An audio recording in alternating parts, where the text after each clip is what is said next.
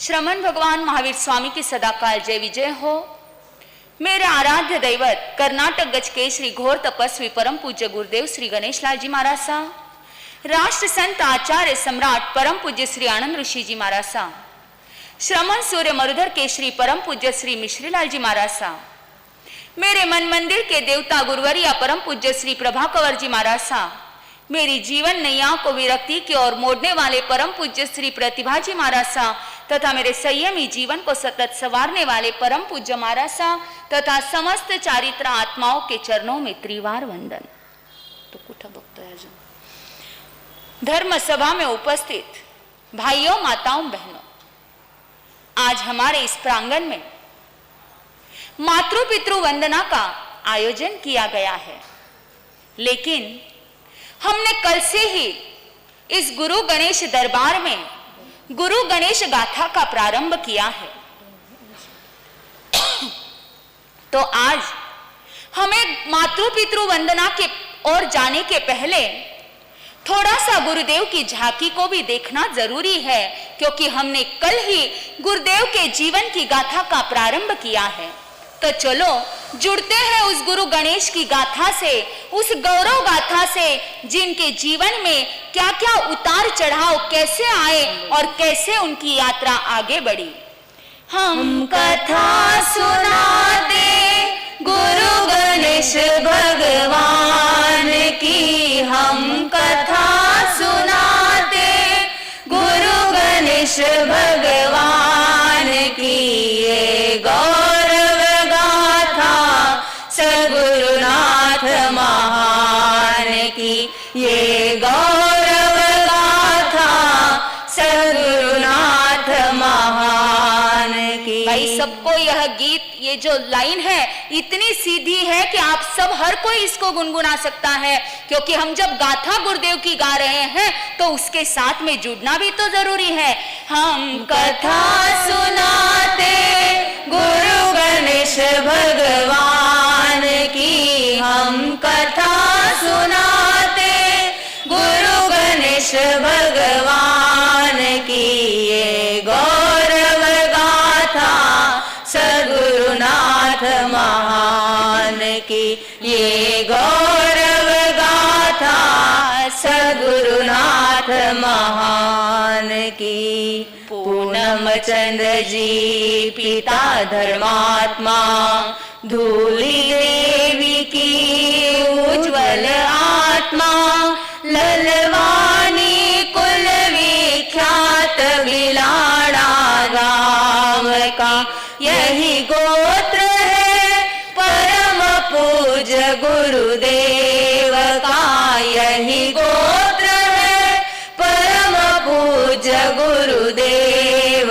का, ये गौरव गाथा सद्गुरुनाथ महान की, ये गौरव गाथा सद्गुरुनाथ महान की। हमने देखा कि जिस बिलाड़ा नगरी में गुरुदेव अपने माता धूली देवी और पिता पूनम चंद जी के साथ में रहते थे, एक छोटा भाई शोभा चंद भी था।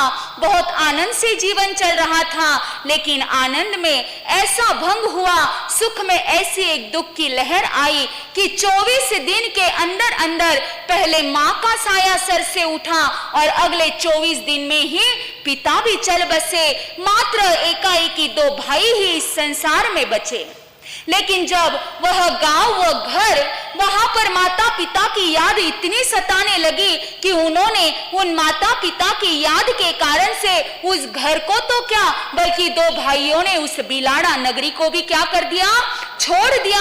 और बिलाड़ा नगरी को छोड़कर दोनों भाई निकल पड़े अपनी यात्रा की ओर, अपने भाग्य को आजमाने के लिए। दोनों ने कई सपने संजोए कि यहाँ से महाराष्ट्र में जाएंगे, वहां पर कोई ना कोई आजीविका का साधन देखेंगे, दोनों पढ़ाई भी करेंगे और साथ साथ में कमाई भी करेंगे। दोनों का बहुत अच्छा लक्ष्य था, बहुत सीधे लाइन में चल रहे थे, इतना अच्छा दोनों भाइयों का प्रेम था। लेकिन कहते हैं कि होनी को कोई टाल नहीं सकता, और वो भाइयों के प्रेम को भी ऐसे नजर लग गई कि बीच मझधार में उस गणेश को कौन छोड़कर चला गया? भाई भी छोड़कर चला गया। मात्र अकेले इस संसार में बचे। माता पिता का साया उठा, भाई का भी साथ छूटा, बीच मझधार में नैया है गणेश की यही कर्म कहानी। परम पूज्य गुरुदेव की यही कर्म कहानी, परम पूज्य गुरुदेव की ये गौरव गाथा, सद्गुरुनाथ महान ये गौरव गाथा, सद्गुरुनाथ महान की। कि जहां पर अब भाई भी चला गया और बीच मझधार में अब अकेले गणेश बचे हैं, अब अकेले इस संसार में है, लेकिन फिर भी रुके नहीं, आगे से आगे बढ़ते जा रहे हैं। यदि उनकी जगह यदि हमारे जैसे कोई सामान्य व्यक्ति होता तो विचार करता, अब इस संसार में मैं भी रहकर करूं क्या? जब माता पिता दोनों चले गए, एक भाई जिसका सहारा था वो भी चला गया, जब इस संसार में अपना कहने वाला ही कोई नहीं बचा तो मैं इस संसार में जी के करूं क्या? ये भाव यदि हम जैसे सामान्य कोई व्यक्ति होता तो निश्चित मन में गलत भाव आते कि मैं भी अपने इस जीवन को क्या कर दूं, खत्म कर दो। लेकिन वो तो गुरुदेव थे, वो तो महान पुरुष बनने वाले थे और संस्कार ऐसे माने डाले हुए थे, माता पिता के द्वारा ऐसे संस्कार डाले हुए थे कि आत्महत्या करने की बात तो दूर तक भी विचार मन में आने का कोई सवाल ही नहीं। और वहां पर गुरुदेव अकेले थे। विचार करते हैं, कई बार मन में आता है कि क्या करूं, जाऊं तो जाऊं कहां, पूरा अंधकार नजर आ रहा है। कई बार मन को समझा देते, वापस मन भी क्या हो जाता, मन ढह जाता, मन उदास हो जाता। लेकिन फिर भी मन को समझाते, ये ऊपर चांद और सूरज मैं देखता हूं, वो भी तो अकेले है। इस संसार में कितनी ही ऐसी चीजें हैं जो अकेली है, क्या मैं अकेला थोड़ी हूं कि जो इस संसार में अकेला हूं? जैसे चांद और सूरज भी अकेले रहकर अपनी यात्रा करते हैं, मैं भी अपने जीवन की यात्रा को अकेले निभाऊंगा। अपने माता पिता के संस्कारों को, अपने कुल के गौरव को लजाऊंगा नहीं, बल्कि भले ही माता पिता चले गए लेकिन मेरे से मेरे कुल का नाम है, मुझसे मेरे माता पिता का नाम है, तो मैं उसे जरूर रोशन करूंगा। और इसी भीतर में यही साहस, यही दृढ़ विश्वास लेकर वहां से कहां पर निकले, आगे चले गए। चलते चलते एक गांव से दूसरा गांव, दूसरा गांव से तीसरा गांव। पहले तो भाई था, भाई को भूख लगती थी, भाई थक जाता था तो रुक जाते थे भाई को देखकर, पर अब किसे देखकर रुके? ना खुद के भूख की चिंता, ना खुद के थकान की चिंता, बस चलते जाते जहां मन लग गया, एक दिन रुक गए, नहीं लगा तो तुरंत आगे निकल पड़े। और चलते चलते वहां इसी महाराष्ट्र के जो बेलापुर छोटा सा गांव है, उस गांव में पहुंचे। वहां पर जाने के बाद में उन्हें लगा गांव छोटा सा है, लोग भी अच्छे दिख रहे हैं, तो क्यों ना यहीं पर अपना क्या बना लो, निवास बना लो, यहीं पर कुछ आजीविका का साधन ढूंढ लो। और ऐसा करके उन्होंने वहां पर कई लोगों के दुकानों पर गए कि मुझे क्या मिल जाए, एक छोटी सी नौकरी मिल जाए। शांति रखो भाई। सभी का ध्यान इस ओर, अभी सब आ रहे हैं, बैठ रहे हैं। तो वहां पर कहां पर पहुंचे हैं गुरुदेव? बेलापुर नगरी में। भाई कड़ी से टूटना मत, क्योंकि ये गाथा है उस सद्गुरुनाथ की जिन्होंने अपने जीवन में ऐसा महान कार्य किया है। अरे भाई, आज उनके गुण गाते हो, आज उनके चरणों में जालना में जाते हो, पर कम से कम उनके जीवन के बारे में जानो तो सही कि वो वहां तक पहुंचे कैसे। वहां से निकले हैं और बेलापुर नगरी में पहुंचे। वहां पर कई दुकानों में जाते हैं कि कोई नौकरी मिल जाए। कोई तो दरवाजे में खड़ा भी नहीं करता, कोई पूछताछ करता है कहां से आए, कैसे आए, यहाँ पर आपका कौन है, इतना राजस्थान छोड़कर महाराष्ट्र क्यों आए, ना इतनी पंचायत करते, लेकिन कोई जल्दी नौकरी पर अनजान व्यक्ति को रखने के लिए तैयार नहीं। फिर भी घूमते घूमते एक सेठ के पास में गए। सेठ शायद क्या थे, जानकार थे, कुछ समझ थी। उन्होंने जैसे ही गुरुदेव के मुख पर देखा, उस गणेश के चेहरे की ओर देखा, लगा कि चेहरा तो पुनवान नजर आता है, वो जो भाल है, जो मस्तक है, वो ललाट है, वो पुनवान नजर आती है। उनसे बातचीत की, सारी बातों को बताया और वहां पर उन सेठ ने, उन साहूकार ने गणेश को वहां पर क्या दे दी, मुनीम की नौकरी दे दी कि अब तुम्हें मेरे इस दुकान में, इस पेड़ी पर बैठकर किसका काम करना है, मुनीम का काम करना है। बड़े अच्छे से कार्य करते। सेठ भी गणेश पर इतने खुश थे क्योंकि पूरा कार्य कैसा था, प्रामाणिकता के साथ में कार्य था। कोई भी कार्य में ऊंच नीच नहीं, हिसाब में एकदम पक्के, बोलने में इतने मिठास कि किसी के साथ में ना तू मैं, ना कोई बहसबाजी, बस आना, अपना कार्य करना और कार्य करके फिर से घर पर चले जाना। इतना सही ढंग से कार्य चल रहा था। देखते देखते वहां कार्य करते करते 31 महीने हो गए। कितने महीने? 31 महीनों तक वहां पर काम किया। और एक दिन प्रसंग ऐसा बना कि वहां वो मुनीम जी, जो हुंडी जिसे आज की भाषा में चेक कहते हैं, वहां वो कार्य चल रहा था। सेठ आए और गणेश से कहा, ये जरा लो, ये हुंडी को भर दो, इसको लिख दो। उन्होंने गौर से देखा तो उन्हें समझ में आया, ये जो हुंडी है ये झूठी है, ये नकली है, ये सही नहीं है, क्योंकि कोई भी कार्य जांच पड़ताल के करते थे। उन्होंने देखा तो उन्होंने सेठ से कहा, सेठ जी ये तो नकली है, ये झूठ हुंडी है, ये तो मैं नहीं लिख सकता।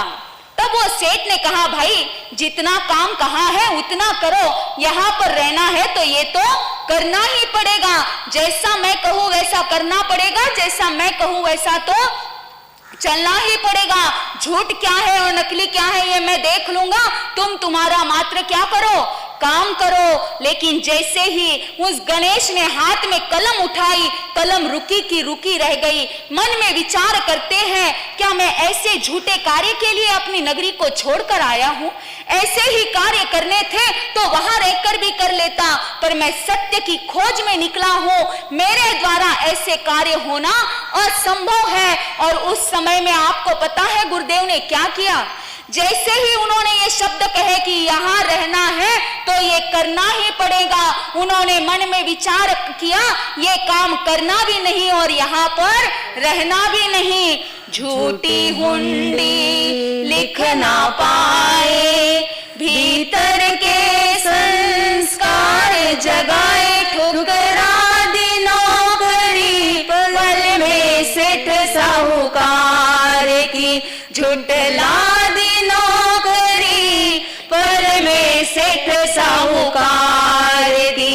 ये सत्यनिष्ठा है परम पूज्य गुरुदेव की, ये सत्यनिष्ठा है परम पूज्य गुरुदेव की।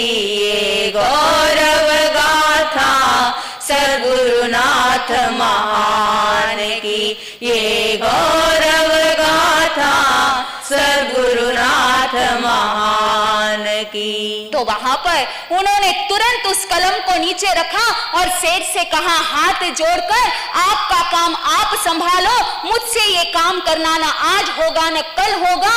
और कहते हैं 31 महीने से नौकरी कर रहे थे, पगार लिया हुआ नहीं था, पूरी की पूरी सैलरी छोड़ दी और तुरंत वहां से निकल पड़े।